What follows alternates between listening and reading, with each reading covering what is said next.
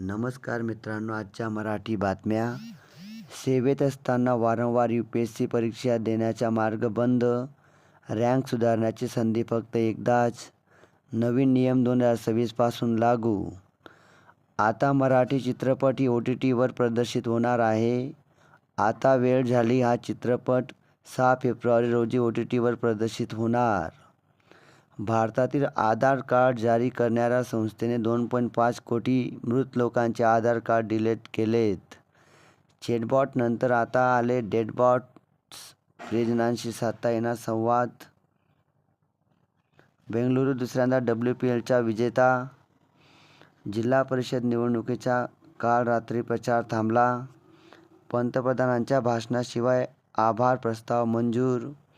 बदलत्या वातावरणाचा रब्बी पिकांना फटका. वर्षभरात राज्यात सापडले कर्करोगाचे 1677 रुग्ण. 7 फेब्रुवारी ते 8 मार्चपर्यंत भारत आणि श्रीलंकेत रंगणार T20 विश्वचषकाचा थरार.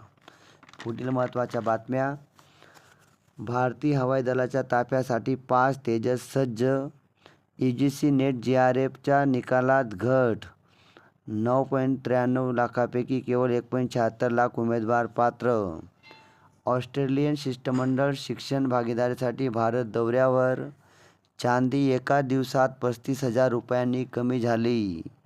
सुरतमध्ये देशातील पहिले बॅरियरविरहित टोलबूथ. न थांबता कापली जाणार रक्कम. पुण्यात जयमाला शिलेदार जन्मशताब्दी महोत्सव 12 ते 13 फेब्रुवारी रोजी होणार. युवा वर्ल्ड कपमध्ये भारत इंग्लंड आज दुपारी 1 वाजता अंतिम सामना. या होत्या आजच्या मराठी बातम्या. तुम्ही ऐकल्या त्याबद्दल धन्यवाद. थँक्यू.